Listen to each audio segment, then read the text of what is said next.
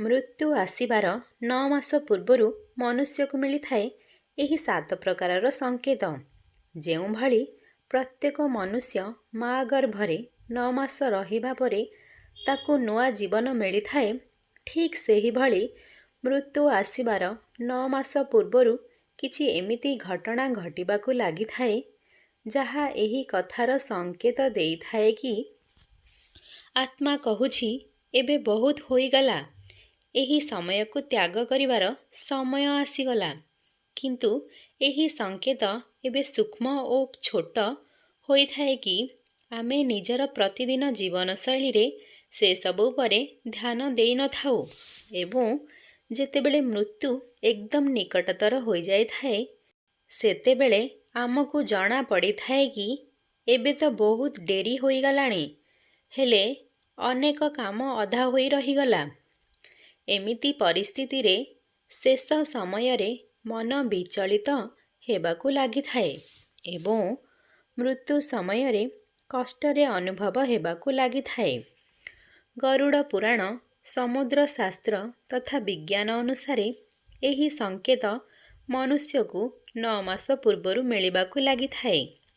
ଯଦି କୌଣସି ବ୍ୟକ୍ତି ନିଜର ମାତାର ଗର୍ଭରେ 10 ମାସ ଯାଏଁ ରହିଥାଏ, ତାହେଲେ ତାକୁ 10 ମାସ ପୂର୍ବରୁ ଏବଂ ସେହିପରି ଯଦି କେହି 7 ମାସ ମାର ଗର୍ଭରେ ରହିଥାଏ, ତାହେଲେ ତାଙ୍କୁ 7 ମାସ ପୂର୍ବରୁ ମୃତ୍ୟୁର ସଂକେତ ମିଳିବା ପାଇଁ ଲାଗିଥାଏ।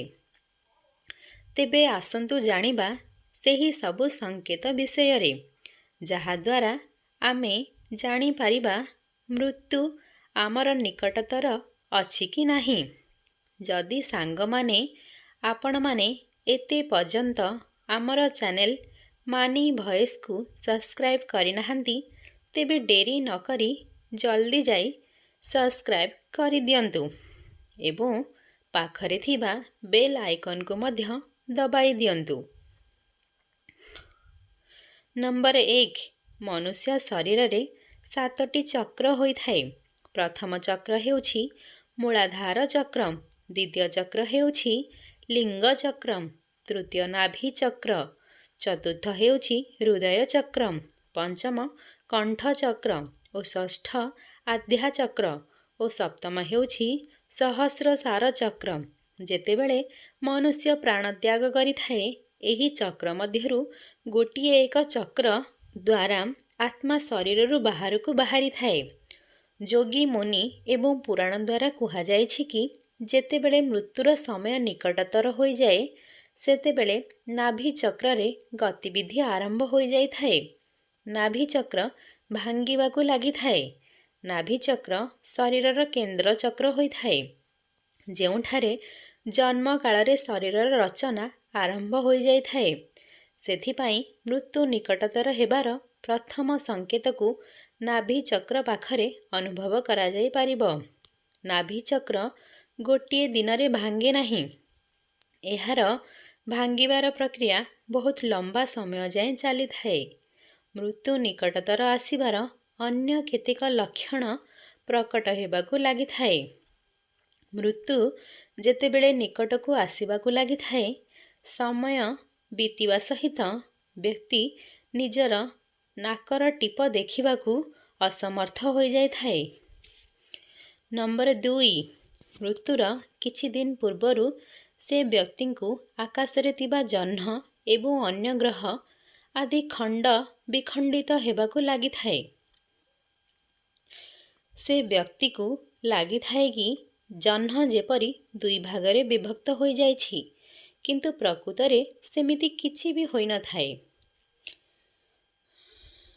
ନମ୍ବର 3, ଯେଉଁଭଳି ଭାବେ ଘରକୁ ନୂଆ ସଦସ୍ୟ ଆସିବାର ଖବର ମିଳିବା ମାତ୍ରେ ଆମେ ମନୁଷ୍ୟ ଉତ୍ସାହିତ ହୋଇ ତାଙ୍କର ସ୍ୱାଗତ କରିବା ପାଇଁ ପ୍ରସ୍ତୁତି ଆରମ୍ଭ କରିଦେଇଥାନ୍ତି, ଠିକ୍ ସେହିଭଳି ଯେତେବେଳେ କୌଣସି ମନୁଷ୍ୟ ସଂସାର ଛାଡ଼ି ପରଲୋକ ଯାତ୍ରାରେ ଯିବାର ସମୟ ଆସିଥାଏ, ସେତେବେଳେ ପରଲୋକରେ ଥିବା ତାଙ୍କର ପୂର୍ବଜ ଏବଂ ଆତ୍ମାମାନେ ଉତ୍ସାହିତ ହୋଇ ରହିଥାନ୍ତି ଏବଂ ନିଜ ଦୁନିଆକୁ ନୂଆ ସଦସ୍ୟ ଆସିବାର ଖୁସିରେ ରହିଥାନ୍ତି।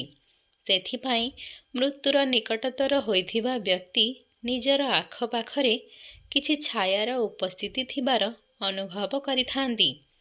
ଏମିତି ବ୍ୟକ୍ତିଙ୍କୁ ନିଜର ପୂର୍ବଜ ଏବଂ ଆଉ କିଛି ମୃତ ବ୍ୟକ୍ତି ନଜର ଆସିଥାନ୍ତି।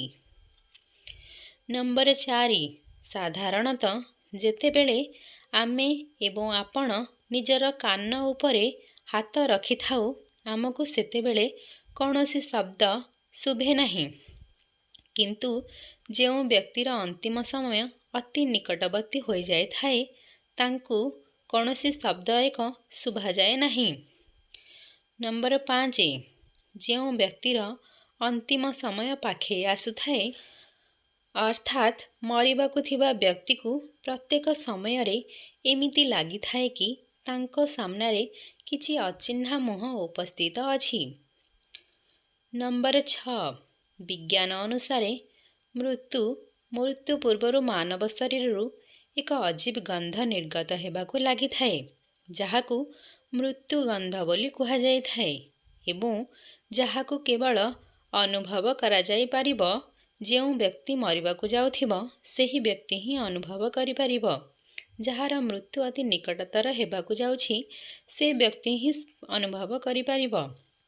ନମ୍ବର 7, ଦର୍ପଣରେ ମୁହଁ ଦେଖିବା ଦ୍ୱାରା ମୃତ୍ୟୁ ନିକଟତର ଥିବା ବ୍ୟକ୍ତିଙ୍କୁ ଏମିତି ଲାଗିଥାଏ କି ସେ ଆଉ କାହାର ମୁହଁ ଦେଖୁଛି, ତାକୁ ନିଜର ମୁହଁ ସ୍ପଷ୍ଟ ଦେଖାଯାଏ ନାହିଁ।